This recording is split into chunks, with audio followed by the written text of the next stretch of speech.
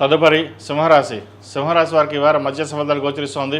ఉద్యోగపరంగా స్థిరత్వం ఏర్పడుతుంది. షష్టమ సప్తమాధిపతి అయిన శని అష్టమంలో ఉన్నారు, కొంతవరకు బలంగానే ఉన్నారు. పంచమాధిపతి అష్టమాధిపతి అయిన గురువు వ్యయ స్థానంలో ఉన్నారు. జన్మరాశిలో రవి బుధ కేతువులు ఉన్నారు. ప్రభుత్వ ఉద్యోగస్తులకు మంచి కలుసుబడదనంగా ఉంటుంది. జన్మరాశిలో రవి బలంగానే ఉన్నారు. అదేవిధంగా ద్వితీయాధిపతి లాభాధిపతి అయిన బుధుడు కూడా జన్మరాశిలో ఉన్నారు. ఏదైనా 10 మందికి మీరు మాట చెప్తే అది చెల్లుబాటు అవుతుంది. 10 మంది మీ మాట వినగలుగుతారు. ఇటు కుటుంబంలోనూ అదేవిధంగా భాగస్వామ్య వ్యాపారంలోనూ మీరు ఏది చెప్తే ఒక నిర్ణయం మీరు తీసుకుంటే అది అందరూ ఆమోదయోగ్యంగా ఉంటుంది. ప్రభుత్వ ఉద్యోగస్తులకు మంచి అవకాశాలు కలిసి వస్తుంది. ఎప్పటి నుంచో ఒక ఉద్యోగ ప్రమోషన్ కోసం ప్రయత్నం చేస్తున్న వారికి చక్కగా ప్రయత్నాలు ప్రారంభించండి. మంచి ఫలితాలు సంప్రాప్తిస్తాయి. ప్రైవేట్ సంస్థలో ఉన్న వారికి, సాఫ్ట్వేర్ రంగంలో ఉన్న వారికి, రియల్ ఎస్టేట్ రంగంలో ఉన్న వారికి, ముఖ్యంగా ఫార్మా రంగంలో ఉన్న వారికి మంచి కలుసుబడుదనంగా ఉంటుంది. నూతన ఉద్యోగ అవకాశాలు కలిసి వస్తాయి. అదేవిధంగా దూర విద్య కోసం ప్రయత్నాలు చేస్తున్న వారు కూడా అనుకూలంగా ఉంటుంది. డాక్యుమెంటేషన్ విషయంలోనూ ప్రాసెసింగ్ విషయంలోనూ కొన్ని జాగ్రత్తలు తీసుకోవాలి. అదేవిధంగా వివాహాది శుభకార్యాల విషయంలో కూడా మంచి అవకాశాలు కలిసి వస్తుంది. దగ్గర సంబంధం వచ్చే అవకాశం గోచరిస్తోంది. ఏది ఏమైనప్పటికీ సంబంధ విషయంలో జాతక పరిశీలన చేసుకుని అన్నీ బాగున్నాక ముందుకు వెళ్ళడం చెప్పదగినది. చిన్న ఇబ్బందులు లేకుండా భవిష్యత్ భవనం కోసం జాతక పరిశీలన చేసుకోవడం చెప్పదగిన సూచన.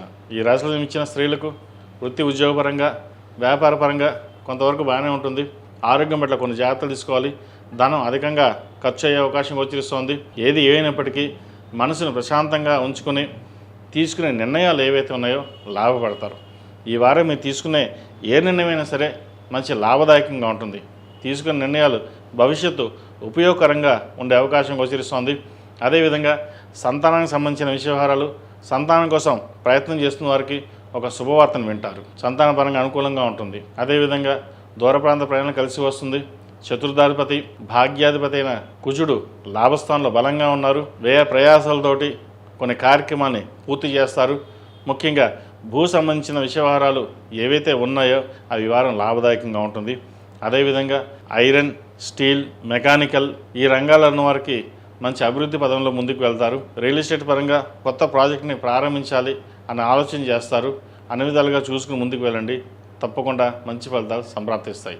ఈ రాశి వారు ప్రతిరోజు ప్రతినిత్యం దుర్గా స్తోత్రాన్ని పఠించడం, అదేవిధంగా లలిత సహస్రనామ పారాయణం వినడం కానీ చదవడం కానీ చేయండి. మంచి ఫలితాలు సంప్రాప్తిస్తాయి. అష్టమ శని కాబట్టి, శనికి అధిష్టాన దేవత దుర్గాదేవి కాబట్టి దుర్గా స్తోత్రం పఠించడం చెప్పదగిన సూచన.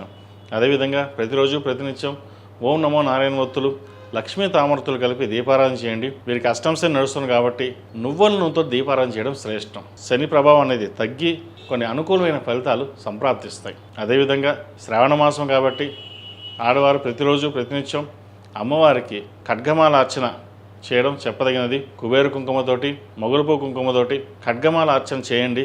మంచి ఫలితాలు సంప్రాప్తిస్తాయి. ఈ రాశిలో జన్మించిన వారికి కలిసి వచ్చే సంఖ్య 1, కలిసి వచ్చే రంగు మిల్కీ వైట్. ఏదైనా పని మీద బయటికి వెళ్ళినప్పుడు ఆదివారం కానీ శుక్రవారానికి వెళ్ళండి. మంచి ఫలితాలు సంప్రాప్తిస్తాయి. తదుపరి కన్యా రాశి.